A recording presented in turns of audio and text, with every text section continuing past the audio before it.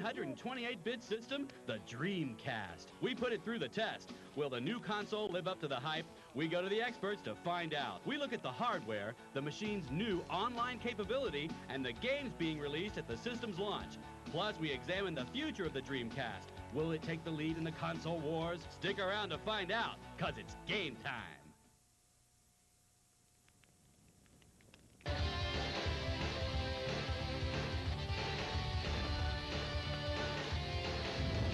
Is the Dreamcast Sega's ticket to a comeback, or is it Sega hype? Perhaps the real question is, should I buy it? Hi, I'm Dash, and welcome to GameSpotTV's special Dreamcast edition. Our crack staff is out and about on the Dreamcast trail to find out if Sega's new system is the real deal.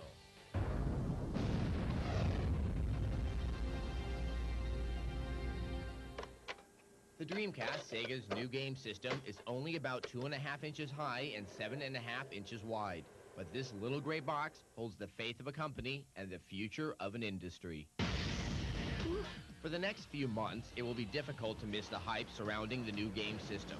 Sega reportedly poured $100 million on marketing and advertising. With cash and flash, the company hopes to allay any doubts of success and erase memories of its sordid past. Don't make me hurt you. So, after the experience of the Saturn, what have you applied now to the launch of the Dreamcast? I think the primary lessons we learned were retail distribution, making sure that the right partners got the right amount of product at the right time, as well as marketing. Skeptics and critics had a field day after the Dreamcast's disappointing launch in Japan last November. The unimpressive game lineup led to speculations and seemed to spell the end for the video game giant. So what do you think of all of the controversy and the criticism and all the media attention that has surrounded the Dreamcast for the past 6 months? I love the fact that people have an opinion, and rightly or wrongly, it's better than being blasé. And so opinions about Dreamcast will never make it, it'll never launch, PlayStation 2 will blow it out of the water when it comes, Dolphin will be along eventually. It's a vibrant business, and if nobody cared, then the business wouldn't be growing to the level that it's at right now. The turnaround came around this year's E3 event. Like a veteran prize fighter, Sega got its second wind and dealt a wake-up punch. Let's get ready to rumble!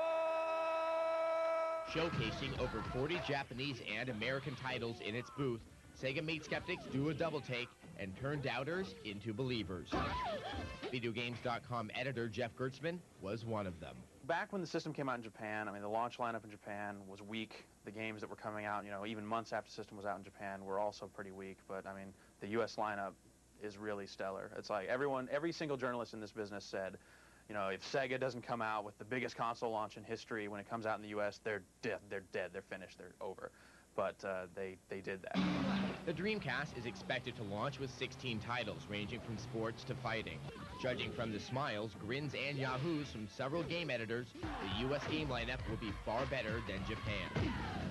Now, even with all these great games, there are some publishers that just aren't comfortable with the new system. You have EA, which has said nothing publicly about developing for the Dreamcast. And then there's Namco, that even on the strength of Soul Calibur, have no future plans for any titles.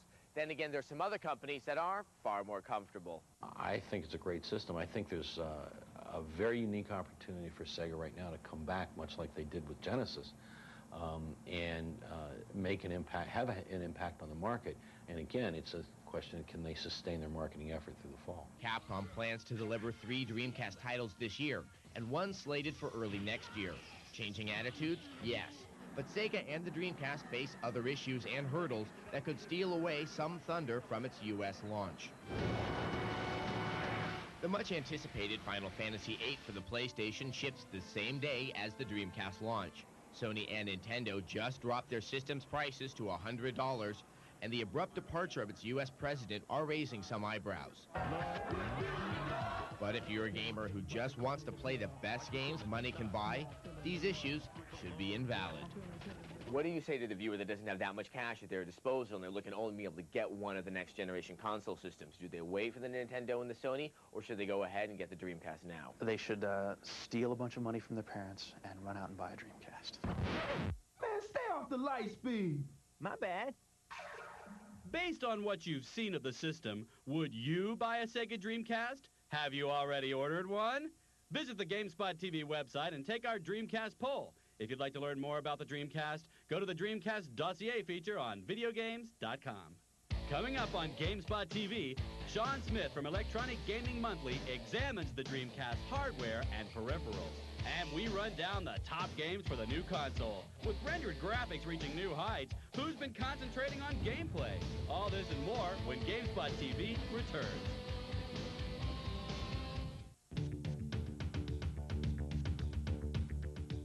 Welcome back. Time to check out just what makes the Dreamcast tick.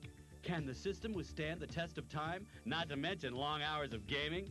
GameSpotTV's Adam Sessler and Electronic Gaming Monthly's Sean Smith dissect the game system and give us the lowdown.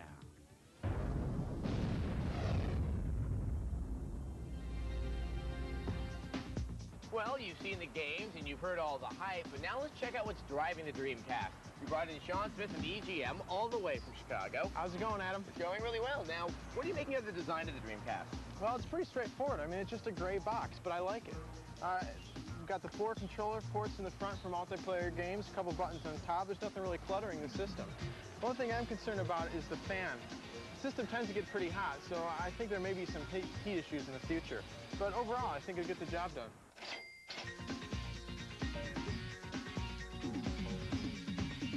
So the CPU of the Dreamcast has a 200 megahertz microprocessor. What does that translate to? Well, hopefully it'll translate into better quality games. It's a Hitachi 200 megahertz processor. I mean, it's something that we've never seen on a console system before. So I mean, you're going to find that's 2 or 3 times faster than the PlayStation of the N64. Now, the Dreamcast is using a GD-ROM drive, which is a CD-ROM and it's not a DVD-ROM. Why did they choose that, and what does that mean? Well, it's basically a disk that holds 1 gigabyte, which is 1,000 megs of data, opposed to 650 megabytes that's on a standard CD. The other reason is that it's a proprietary format for Sega, so pirates are going to have a harder time copying these discs.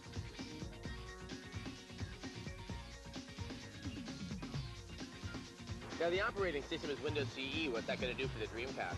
Well, apparently it's a pretty easy operating system to program for, especially for PC game developers who want to port their games over to the Dreamcast. But in addition, I mean, I guess it's just a robust operating system to begin with. In fact, Microsoft has more employees working on Windows CE than they do on Windows 98. So, the modem. What's your verdict on it?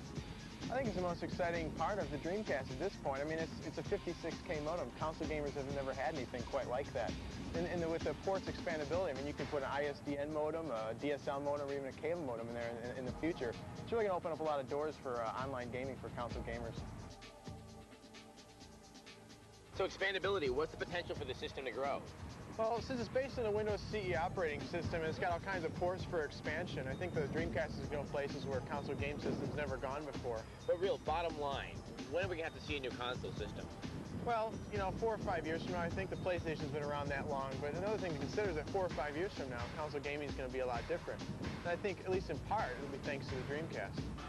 Until now, online gaming has been the domain of PC users. Well, that's about to change with Sega's online Dreamcast network. So what's it all about? Watch this.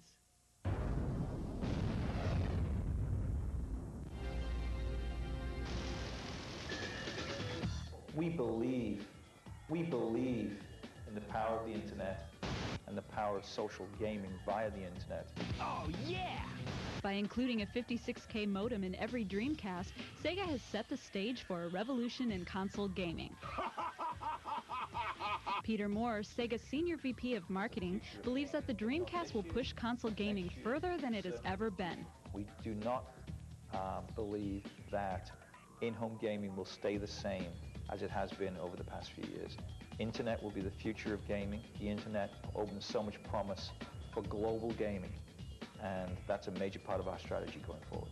We have an incredible and unique opportunity to take online gaming to the next level. I think the online play is going to turn out to be really, really popular. I think that's one of the things that on the PC side they can offer up that they haven't been able to offer up on the console side. The ability to get in there and you know, team play with your friends. Yahoo! Well, I think a lot of consolers are really hyped up about the internet feature. Initially, Dreamcast owners will only be able to use the Dreamcast network for chatting, message boards, and previews. But next year, Sega will open up the multiplayer aspect of the Dreamcast network.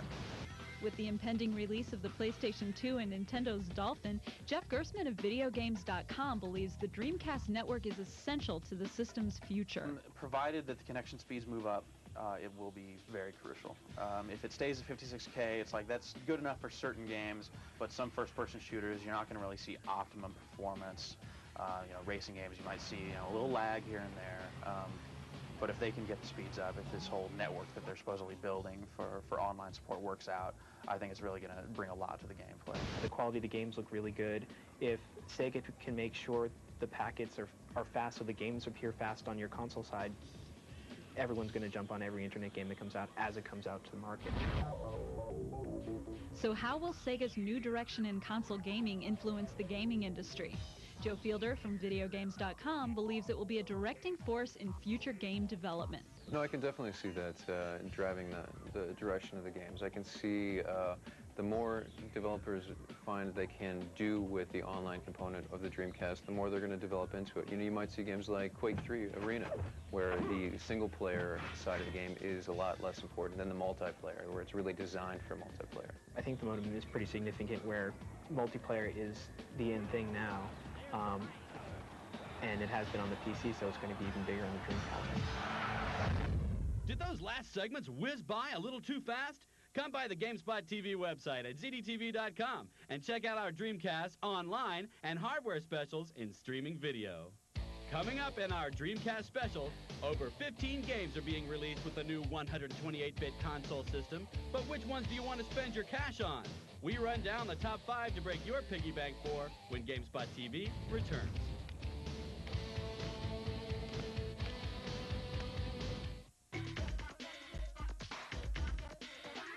Welcome back.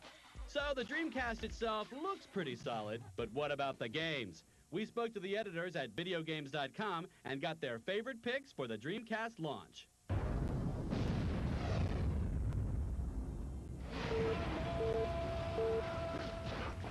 In 5th place is House of the Dead 2, the follow-up to the less-than-spectacular arcade port of House of the Dead on the Saturn. Once again, it's an on-rails shooter where you waste the various zombies and beasties that the game throws at you. And what it throws looks very, very good. This is a Japanese version of the game, but the only differences you can expect are the addition to unlock the option to show red blood instead of green. But really, what ooze do you think zombies bleed? The game will offer several modes, such as Arcade and Original, which is the arcade game, but with the option to customize some elements, like clip size and damage. The game also comes with a training mode, which is made up of puzzle training levels that are almost as much fun as the game itself. The game is intended to be played with the light gun, though Sega has chosen not to release its peripheral in the US.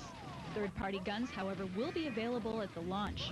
There are some who have found the game to suffer from its unnecessary difficulty, yet there is little question that House of the Dead 2 will become the premier console gun game. NFL 2K could mark the return of Sega Sports. The game includes such an unprecedented amount of detail that you can actually see individual people in the crowd and on the sidelines. The game's physics engine is sophisticated enough to mimic how players would act in the real world. The game has more than 1,500 motion-captured animations and uses AI that learns how to play and then responds. Collision detection is actually on the body rather than in the form of a cylinder around the player. The playbook for the game was designed by the Raiders defensive coach, and the game is definitely one of the first-party titles that Sega has very high hopes for. While there will be more than enough pigskin options for the Dreamcast, NFL 2K is definitely one to check out.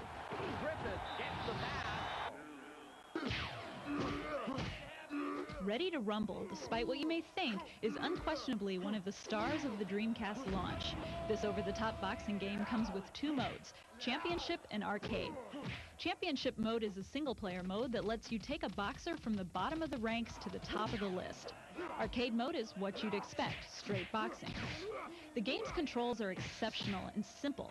The analog stick moves you about the ring. The triggers block high and low, but when used with the analog stick, let you weave and bob. And the buttons on the face of the controller execute high and low punches. These controls let you jump right into the game and start landing slightly realistic combos. The visuals also look great.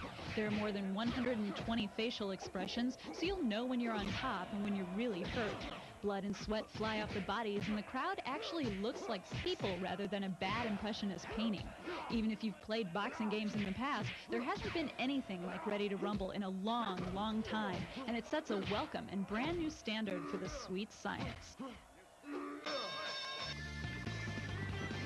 It makes complete sense that along with the new Sega system will be a new incarnation of the great Sega mascot, Sonic the Hedgehog. And as most know by this point, the little blue speedster is returning in Sonic Adventure. The game takes the linearity and structure of a 2D game and brings real speed to a 3D platformer. You play 5 characters, including Sonic, Knuckles, and Tails, who, when played through, will clarify the entire story of the struggle against Dr. Robotnik and the water monster Chaos. The game will consist of standard Sonic gameplay tied together with some adventuring areas that offer exploration, help advance the story, and provide bosses to fight. The levels vary from character to character, with Sonic levels being similar to the 2D Sonic, and other levels offering comparisons to Jumping Flash. The Japanese version of the game suffered from camera problems, but Sega of America brought in a developer to tweak the viewpoint issues. There's no denying, though, that a platform game never looked like this. It won't take much to convince you that Sonic Adventure is a 3D experience above the rest. We'll have our #1 pick after the break, and you probably already have a good idea. But if those Dreamcast games whet your appetite, check out some more eye-melting Dreamcast footage at the GameSpotTV website. Simply go to our main page and then click through to our Dreamcast preview page. Next in our Dreamcast special, if you only buy one game for the console, what's it going to be? We have our top pick, and we've examined the system inside and out. But what will be its future? And what games can we look forward to? Find out when GameSpot TV returns.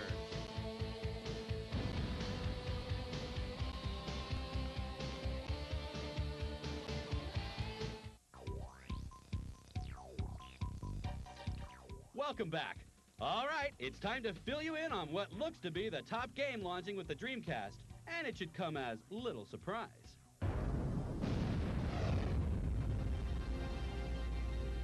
You take one look at Soul Calibur from Namco, you'll quickly realize why there's no doubt that it's the most impressive game launching with the Dreamcast.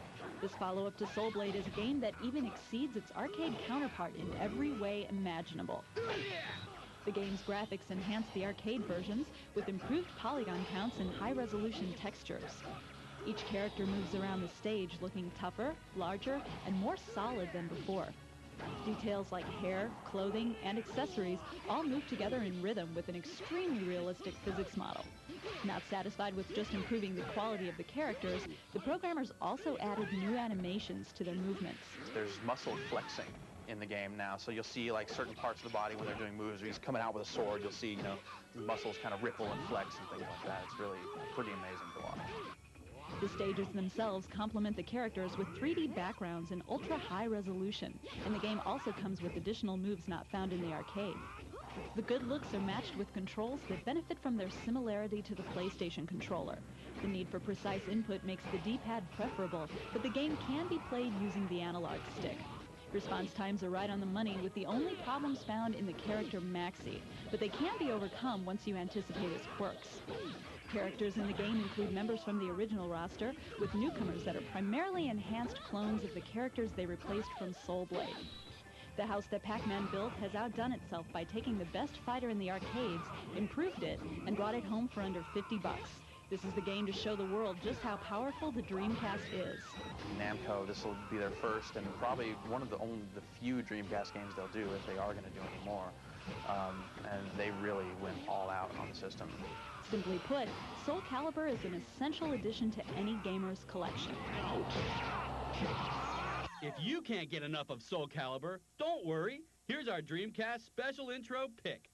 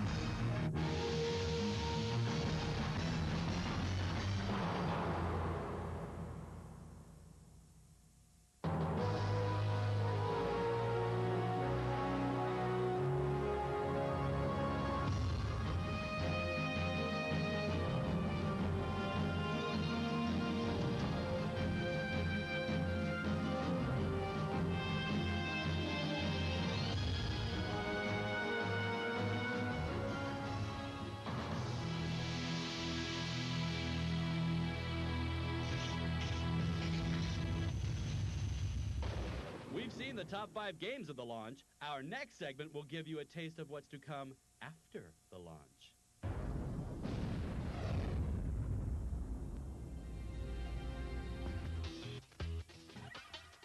With Sega's Dreamcast network and more than 15 titles on launch, it looks to be an interesting fall. Can Sega keep up the momentum? This one's huge. I'm really looking forward to, beyond launch. I'm looking forward to Resident Evil Code Veronica. I think that's going to be really neat. Once again, Claire Redfield is in trouble, and this time around, gamers can look forward to fully polygonal backgrounds. You can help Claire save the world when Resident Evil Code Veronica ships early next year. Because of Sega's plan to release a total of 7 fighting games in 1999 alone, the Dreamcast is a fighting fanatic's dream. Marvel vs. Capcom has already created a buzz with its spectacular 2D graphics and its huge lineup of Marvel superheroes and classic Capcom fighters. So pick up your favorite character and prepare to do battle when Marvel vs. Capcom is released this October. Shenmue looks to be the killer app for the system. Its focus on story development and the incredibly detailed graphics inspired Sega to devise a new genre just for Shenmue called Free. Free stands for Full Reactive Eyes Entertainment, and gamers can experience its Full Reactive Eyes Entertainment when Shenmue ships this December. And sports fans will not be left out in the cold with the lightning-fast speed of NBA 2000. Promising to play at 60 frames per second, NBA 2000 will have more than 400 individually modeled players and 28 NBA teams. Gamers should get ready for a slam dunk when Sega Sports NBA 2000 is released October 13th. While Sega plans to release 25 more games by the end of 1999, there are still a few titles gamers would like to see released in the U.S. I really hope that Seaman gets announced for the U.S. market, because it just the whole thought of hooking up a microphone to a Dreamcast and talking to a crazy fish head thing sounds like a lot of fun. Beyond that, I really hope that Namco decides to do Tekken Tag tournament for the system. There's no doubt the Dreamcast games are spectacular and flashy, but the question is, will the system have legs enough to compete against Sony's PlayStation 2 and Nintendo's Dolphin? KO!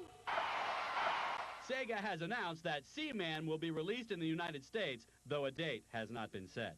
Well, that wraps up our special Dreamcast edition, but you can always go to the GameSpotTV website for more on Sega's new system. Until next time, remember, if you think you're playing too much, play more. See ya. Bye-bye.